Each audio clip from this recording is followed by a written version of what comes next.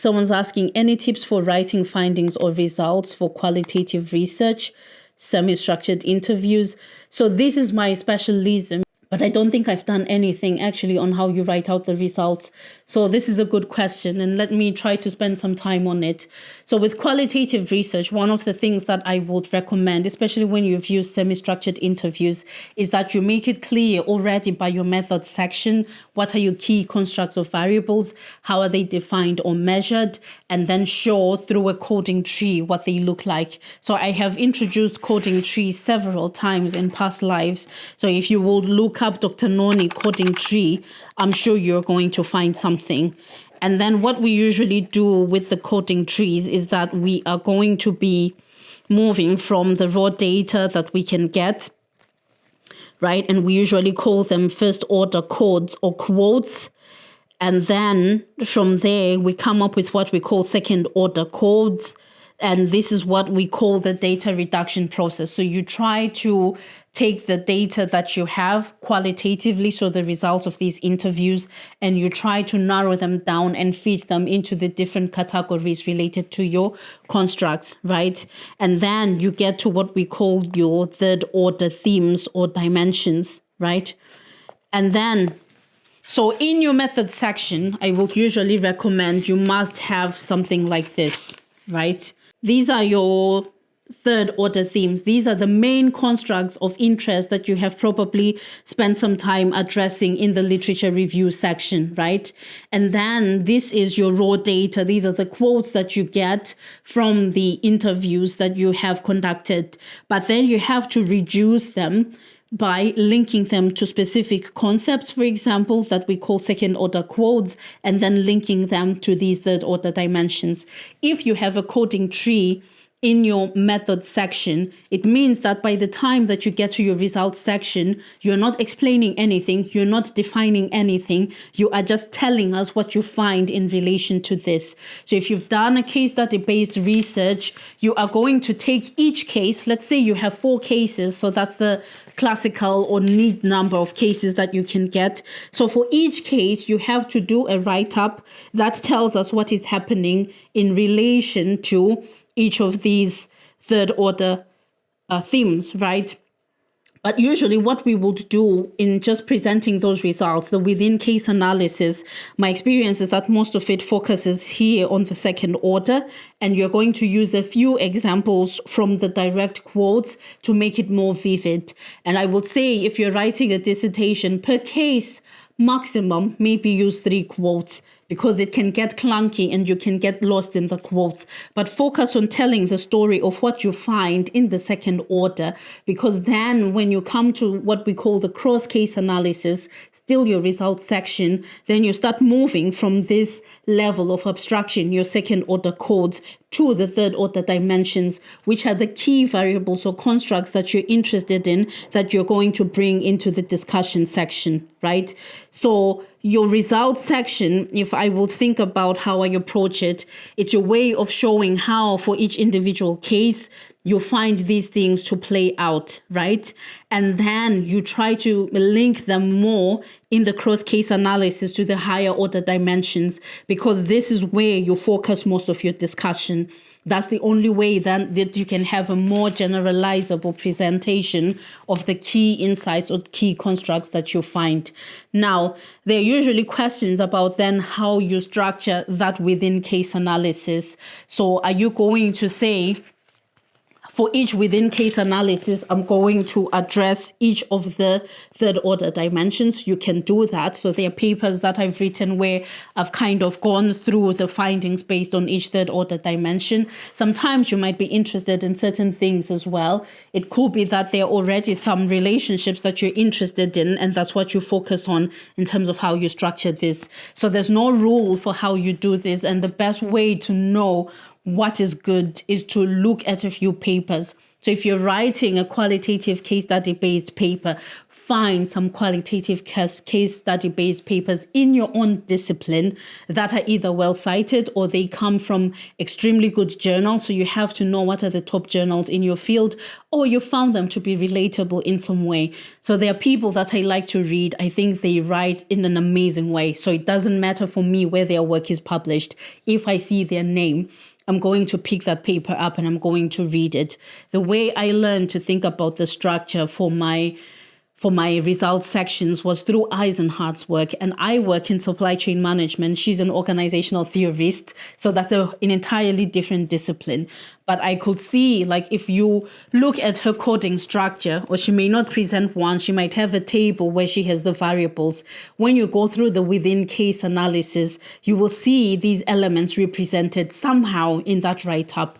And then when she comes to the cross-case analysis, she presents a table always. So I also always have a table, and that table somehow is going to have these third order dimensions, whether I have them as the main headings or I have them as the respective columns. But I always have these because people should be able to link my summary of findings to the coding structure that I presented in the method section. If you get that alignment, you have achieved transparency. People can track how you moved from the data to the insights that you present. So always my cross-case analysis starts with a table that compares the individual results from the individual cases.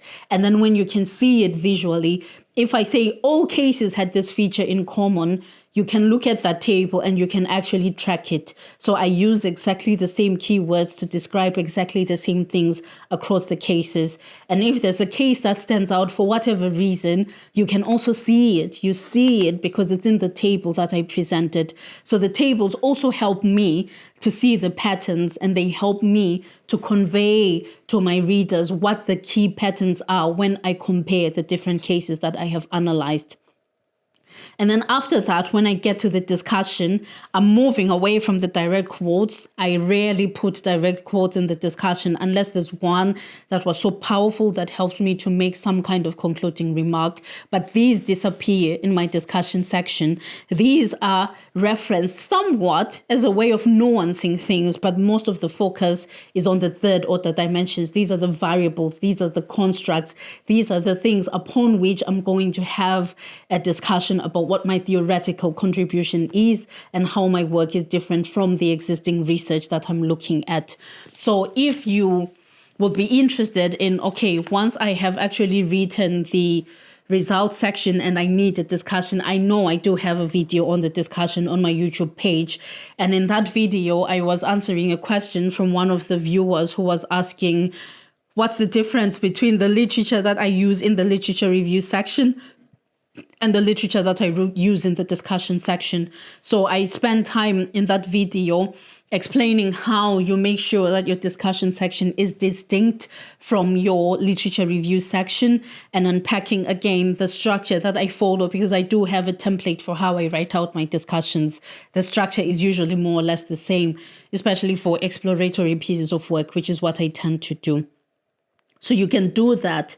And if I can think of the papers that I have written, I have one that is open access. So it's published in the Journal of Operations Management. It's called Riding the Waves of Uncertainty Towards Strategic Agility in Medicine Supply Systems. This is a paper that I co-wrote with 3 other people, all of them brilliant scholars, all of them remarkably talented.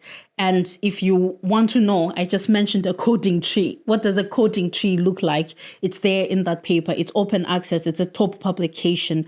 If you would like to know how I made the link between the coding tree that I present in the method section and the variables or constructs that I present in the results section and that big summary table, you're going to see it there. And then how we transition from that table and key findings to a discussion of what we contribute and what we confirm in the literature and how our findings are different from what we currently know, you're going to see it in that paper. So it's open access, it's a top publication, it's case study based, it uses qualitative data, a mixture of primary interview data and secondary data sources, and even how we link or use these sources in the results section to show where the information or claims we are making came from.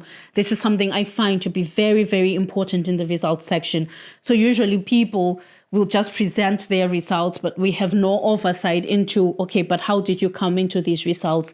So one thing that I do, and I recommend it, is that if you make a claim in the result, right? Like if you say that, most of the respondents thought that this is good, right? Then in brackets, who are the respondents who thought that it is good? And as a standard for me now, I use R hashtag and then number. So R hashtag 1 is respondent number 1, R hashtag 2 is respondent number 2, and so on.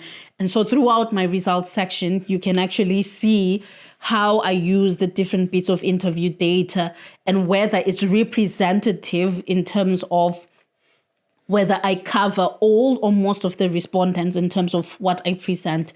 So it's not always possible to directly quote everyone and show how all the, 50 respondents contributed to the information that I have.